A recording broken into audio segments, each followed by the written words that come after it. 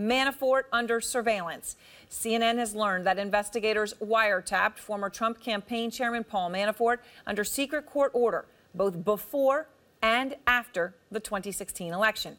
And that surveillance continued into this year, including a period when Manafort wasn't working for the campaign, but was known to talk with President Donald Trump. Pamela Brown, Evan Perez, and Shimon Prokupecz broke this story, and they are out front tonight. So much to ask all of you as this breaks. So, Evan, let's just start off with the bottom line here. What are you learning tonight?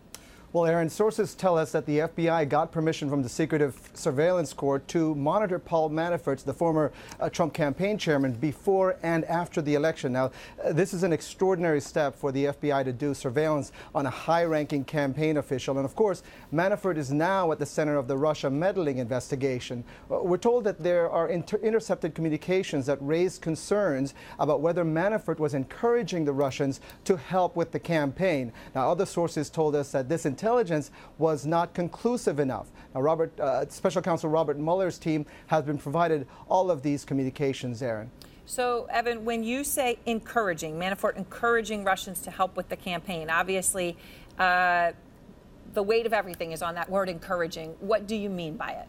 Right. There's a lot we don't know about exactly what was said. And by the way, this is beyond just wiretaps. It's also surveillance of all kinds, including searches that the FBI is authorized to do. But we're told that the FBI has communications between suspected Russian operatives relaying what they claimed were discussions with Manafort, as well as communications involving Manafort. None of this has amounted to what people consider a smoking gun in this investigation. There's still more work being done to determine whether there's a criminal violation here.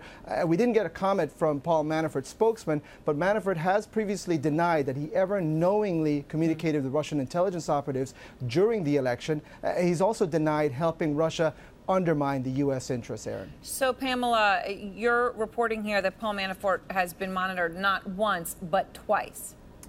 That's right, Aaron. So our team is told that the secret order began after Manafort became the subject of an FBI investigation in 2014. We previously reported that centered on work done by a group of Washington consulting firms for Ukraine's former ruling party, our sources say. And the surveillance was discontinued at some point last year for lack of evidence, according to one of the sources. And then the FBI restarted the surveillance after obtaining a new FISA warrant that extended at least into early this year.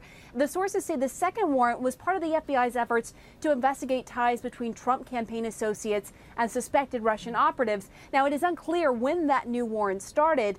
And as part of the FISA warrant, we've learned, Aaron, that earlier this year, the FBI conducted a search of a storage facility belonging to Paul Manafort. And as you'll recall, this past July, under Robert Mueller's direction, the FBI raided his home in Virginia. And of course, we knew that, but as part of what you're breaking tonight, that raid of the storage facility, obviously new information. We didn't know we had a storage facility until this hour, and we didn't know that they had raided it. So that's also very significant.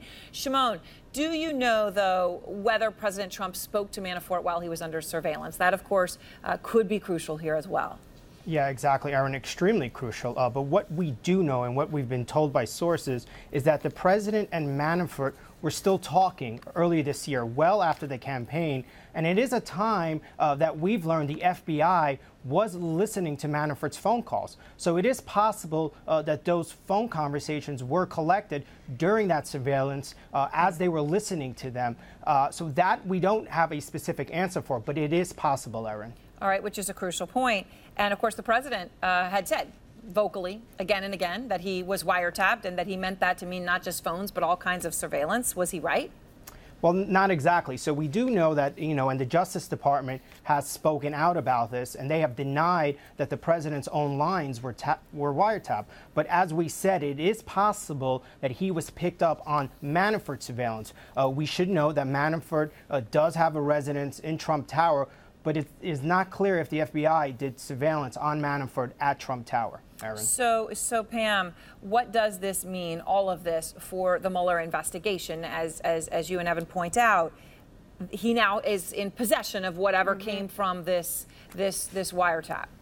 Right. He is in possession. It is in his hands. And the Paul Manafort investigation has been really the most visible investigation under Robert Mueller. The special counsel started in May, and we know that there was a raid on his storage facility before Robert Mueller took over. But then you have that raid this past July. It's unclear if those stemmed from any of the intelligence that was gathered under the FISA warrant, but it is clear that investigators are still very interested into Paul Manafort under the direction of Robert Mueller, Aaron. And Evan, a couple questions here. One, obviously, Manafort for some time with all of this focus, I'm sure, has been careful in what he says and how he communicates. But do you know if this surveillance is still ongoing in any way? And what is the significance that they were able to get this crucial FISA warrant to do it? Well, we don't know exactly when the timeline of this surveillance, whether it has ended, whether it is continuing to this day. But look, the fact that they were able to get a FISA warrant is a big deal. The fact is, this has to get approval from the highest levels of the Justice Department and the FBI before agents can carry out this type of surveillance. It's considered so intrusive that you almost never find out that these FISA warrants are authorized, Aaron. And then the other thing is that you have to present proof or suspicions that someone is acting as an agent of a foreign power. All of this goes into providing the paperwork that these judges then have to approve before allowing the FBI to do this type of surveillance. It's very intrusive work. Very intrusive work, and obviously very not easy to get, really hard to get, as you all point out. All right, thank you so much, Shimon, Evan, Pamela.